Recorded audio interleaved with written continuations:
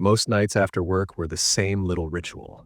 Shut the laptop, stand up from the desk, shrug on a coat that smelled faintly of the office, then walk 2 blocks past a bakery that always left its oven door open to the cold. I'd keep going until I reached the pub on the corner, the one with the dented sign and a dartboard that had been replaced so many times that the wall around it was a patchwork of different wood. It was small, the kind of place where the same people ended up in the same seats. The jukebox had 2 records it liked to play. The bartender knew my order without asking. I liked that everything there fit a pattern. After a day of emails and meetings, patterns felt safe. I took the same seat, third from the end, because from there you could see the door and the TV and still disappear into your drink if you wanted. The light over the bar threw a yellow pool that made everyone's hair look softer and the beer look a shade better. That evening was ordinary in every way until she walked in. She didn't look like someone who belonged in that small loop of routine. Her coat was thin for the month, sleeves threadbare at the cuffs. Her hair had been gathered into something more hold than style. There were lines around her mouth that told stories of long days. She moved to the bar and asked the bartender how much a cup of tea cost. It was a simple question, the sort that makes the room rearrange itself for the answer.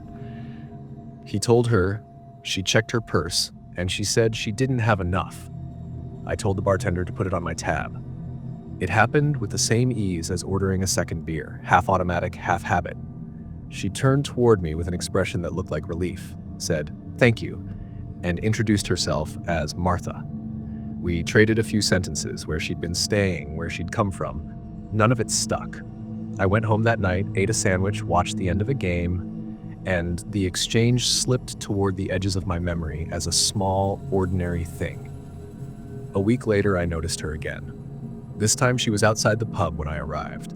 She stood under the lamp, hands shoved in pockets, looking at the passersby like someone scanning a gallery for a familiar face. She smiled when she saw me, and the smile was the kind that expects recognition. I nodded, said hello, and went inside. Through the window, I watched her linger on the pavement until the pub door closed behind me. She wasn't doing anything dramatic, just standing there, moving only when pedestrians passed, but the feeling of being watched is less about action than about how your life suddenly fits another person's sightline. After that, the meetings with her became a slow, irregular rhythm. I'd see her every few days. Standing across the street while I bought a loaf from the bakery, sitting at a table near the window in the cafe I sometimes used to write. In the audience at a small gig I'd agreed to play when a friend needed a last-minute opener. When she was in the room, she didn't speak up. She didn't volunteer comments. She sat as if cataloging details. She made no move to approach me, besides those nods that assumed a familiarity I didn't feel. It was easy to treat it like nothing at first, an odd coincidence, a shy person who liked the same places. I was careless in small ways that made me traceable. I'd left a flyer with my contact at the pub's notice board when I helped set up an acoustic night months before. The flyer had my name and an email. I'd filled in a performer page on a local venue website with my details. None of that felt dangerous then. It felt normal. It was how things were done. Then the inbox pinged. The first email was polite, almost clumsy. She thanked me for the tea and wrote 1 or 2 lines about how nice it had been to sit in a warm place that night. She mentioned the song on the jukebox and the way I'd laughed at something a guy at the next stool had said. I read it, shrugged, and didn't reply. I assumed it would be a one-off. We live in a world that creates connection out of thin air sometimes. People send notes that never reach a second paragraph. The second message came the next morning and was longer. She wrote about the steam on the window fogging when she lifted her cup, how the lemon in the tea reminded her of a memory she couldn't quite name. It was oddly specific in parts and oddly vague in others. A third email arrived, and then another. Each one felt like a small step more personal. Little details started appearing, the necessary details I didn't remember saying out loud. A story about a childhood dog, a mention of a local park I'd once said I liked. It's easy to tell yourself that someone is harmless when the thing they do fits a narrative that makes sense. Lonely person, grateful for kindness. But the notes began to press on the edges of that narrative. When the replies I didn't send proved useless, the voicemails started. At first they were brief, a hello, a laugh, the rustle of background noise. I stopped answering unknown numbers. My voicemail filled with short clips of her voice that I listened to and then immediately regretted. The messages grew longer. One of them was breathing. 30 minutes of it, slow then quick, like footsteps measured in a tiny room. Another was a recording of someone humming a tune I didn't know, then whispering my name as if to test how it sounded. She began showing up in places I didn't expect. At a small gig, she lounged at the back, face shaded in the dim light, eyes fixed on me without the small human gestures that usually break the silence. No clapping, no smile, only watching. At a charity night, she sat 2 tables away, scribbling in a notebook with her head bent low so I couldn't see. Once I caught sight of her reflection in a shop window, standing on the opposite side of the street, head tilted in the way someone might study a photograph. The things at my door came next. A postcard with a seaside photograph, no message, no return address, was slipped under my mat. A pressed leaf, brittle and brown, arrived taped to a blank card. Once, a small drawing, folded and creased, sat on top of my shoe in the hallway. A simple profile sketch, my nose, the slope of my jaw, enough to be recognizable to me, not random. At the bottom she'd scrawled, "I'll always take care of you." That note did something practical. It made me look differently at places I'd thought private. I checked the locks more than once, shook open drawers I'd left closed, and found nothing. Looked at the hallway camera the building had, and watched a grainy loop of a person I couldn't quite make out entering and leaving. A mug I didn't own appeared in the shared kitchen with a lipstick mark on the rim. Someone had used my washing machine one night and left a damp towel folded on top. Those were things that could be shrugged off in isolation. Stacked together, they made a pattern. I went to the police with printed emails, screenshots, timestamps. At first, they were patient and suggested the usual steps. Block, don't reply, document everything. It felt like advice from someone looking at a spreadsheet rather than at the small erosion a life takes when a stranger keeps widening their circle into yours. For a while, blocking numbers and making changes felt like doing what I could. But she adapted. New emails, new account names, messages routed through social pages. She found ways to slip past the gates I closed. The escalation wasn't cinematic. It didn't come with dramatic confrontations or late-night chases. It crept in through logistics and routine. I canceled a weekend gig once because I couldn't risk someone sitting in the crowd with a notebook. I let friends know to call when they arrived at my flat because I didn't want to open the door to a package waiting for me alone. I started timing my exits from the building to avoid a particular window of time when she seemed to appear on the sidewalk. Each small change was a tiny surrender. Months passed. There were legal steps, a formal complaint, a meeting where an officer finally sat down and looked through the archive of messages until the pattern was clear. Papers were served, a warning was issued, and for the first time in a long stretch, the messages slowed. There was a pause long enough to catch my breath. That pause did not fix everything. Years later, I still jump at the sound of a long voicemail tone. I still check doors twice. I check the mailbox at odd angles, expecting a folded paper, a pressed leaf, a small folded face sketch. I measure distances in crowds the way someone measures heart rate, an almost automatic calculation of who is too close and who is not. Those habits live in the body the way a scar lives under the skin, quiet until something nudges it. What I keep coming back to is how small the beginning was, a cup of tea, a gesture that had no weight when it was made. I tell myself the truth. Kindness is simple and necessary, and that is still true. But I also know that an ordinary act can open a door. I know now to be careful about what small threads we leave lying around, because sometimes someone will find one and start pulling. There's no lesson that makes the past tidy. There's only the habit of watching my back a little more carefully and the memory of a quiet evening that changed everything.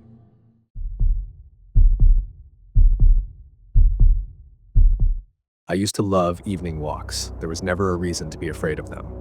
Windsor always felt safe to me, the kind of place where the streets were familiar and the days passed quietly.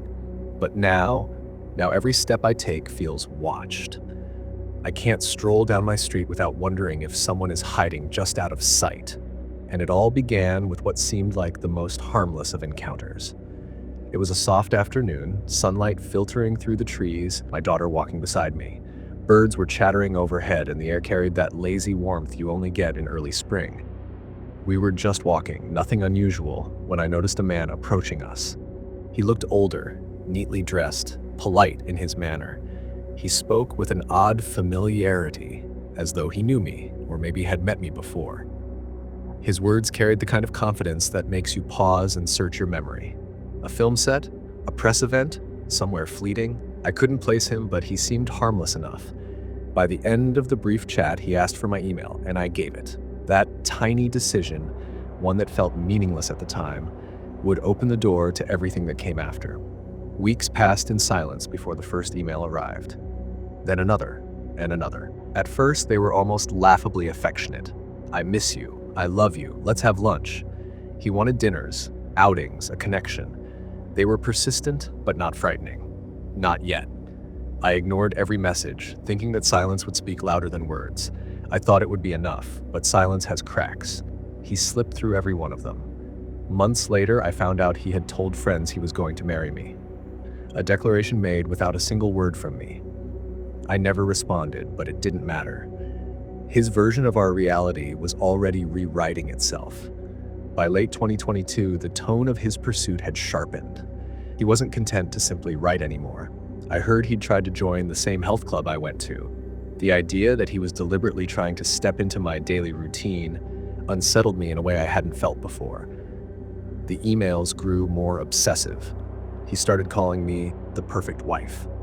And then came the message that made my skin crawl. He sent me a photo of himself, his shirt off, his torso bare, saying he was thinking of me in bed. That was the moment it stopped being annoying and turned into something darker. Reading those words, seeing his face framed in that way, I felt an unease I couldn't shake. For a time, he kept his distance.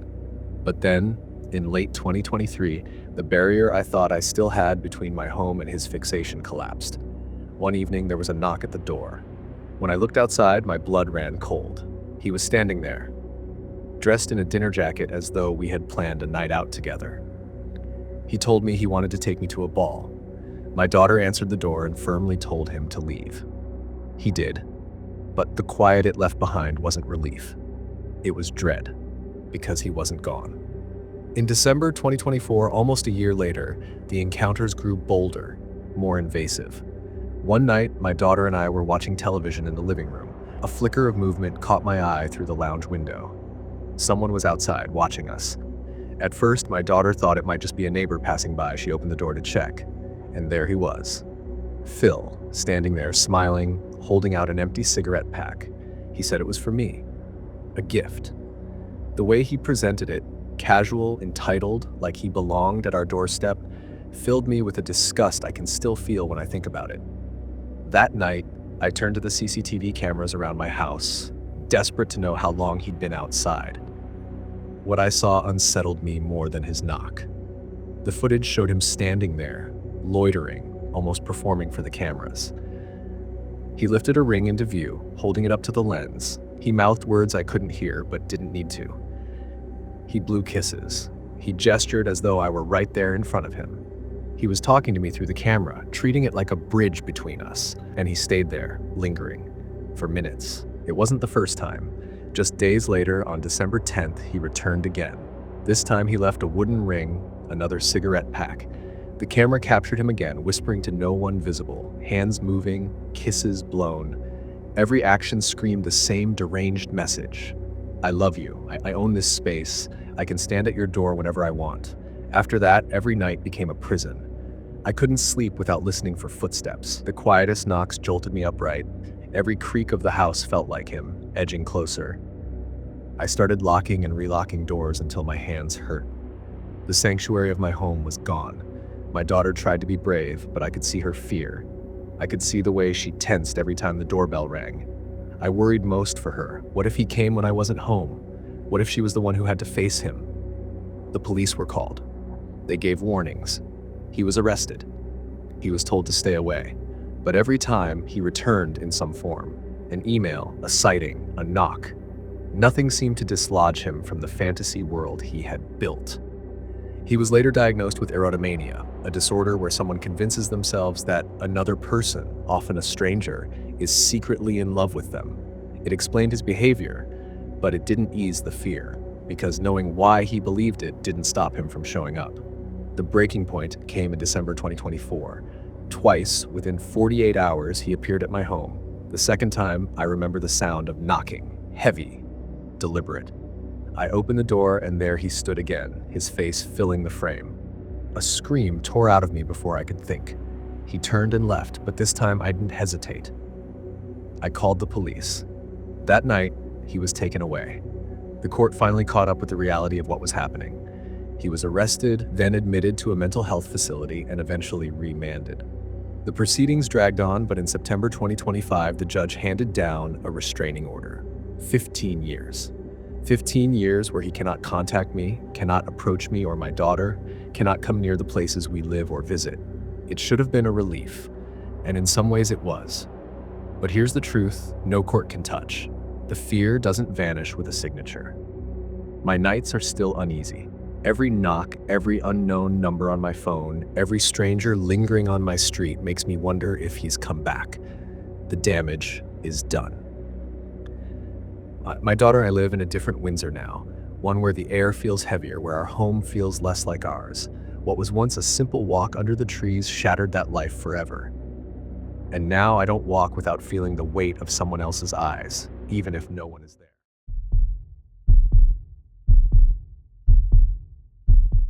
I remember the fluorescent hum of the dentist's waiting room, the kind of light that flattens everything out and makes time feel slow. I was flipping through an old magazine, not really reading, when I noticed him. He looked like he'd been pulled straight off a highway. Rough hands, a jacket that smelled faintly of diesel, the kind of face weathered by long miles on the road. He smiled when he spoke, polite in that blunt, everyday way some strangers have. He introduced himself, we traded small talk, and then the appointment was called and I left. I never thought about him again. Not then. A few weeks later, my phone pinged. A friend request on Facebook from a name I didn't immediately recognize. I opened it and my stomach tightened when I saw his photo, the same man from the dentist's.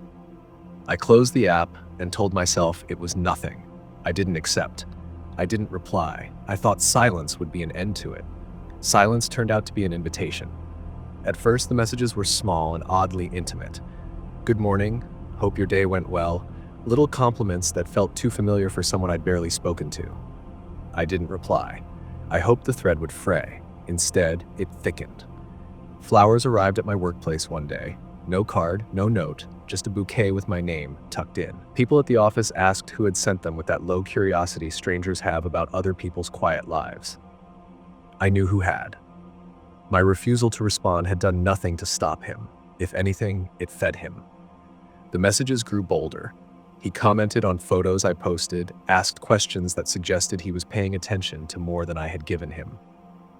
When my mother showed me a message he'd sent her, "What's that beautiful daughter of yours doing?" Something inside me tightened in a way I'd not felt before. It wasn't just attention anymore, it was intrusion. He was reaching in through every small opening available. Then came the money. $500 transferred out of the blue to a fundraiser my sister and I were supposedly part of. We hadn't asked for anything, hadn't said a word about needing funds. The gesture read like an attempt to weave himself into our lives, as if buying a place in our private stories would be enough to make him belong. The first night I couldn't sleep properly. I lay in the dark and pictured him looking at a photo of me. Later, my sister picked up his phone and there it was. My face, set as his wallpaper. I hadn't sent it to him. It had been taken from somewhere online, cropped, positioned like a trophy on his screen. The image of him staring at it again and again replayed in my head and made the room feel smaller.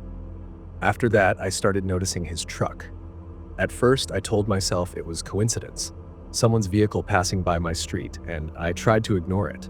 But the truck kept appearing. It would slow as it went past my house, as if taking a second look, then roll on. Sometimes at dusk, it would pass slowly enough for me to see him in the driver's seat.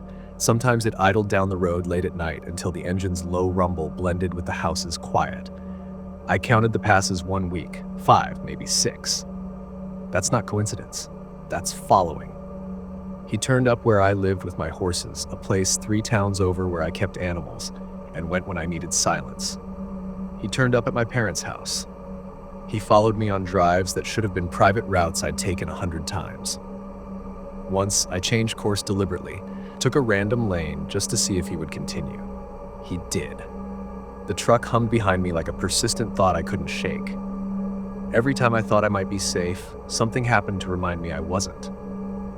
A glimpse in the rearview mirror, headlights catching across the back window, a low engine note outside at 4 in the morning. The flash of a vehicle in places I believed were private.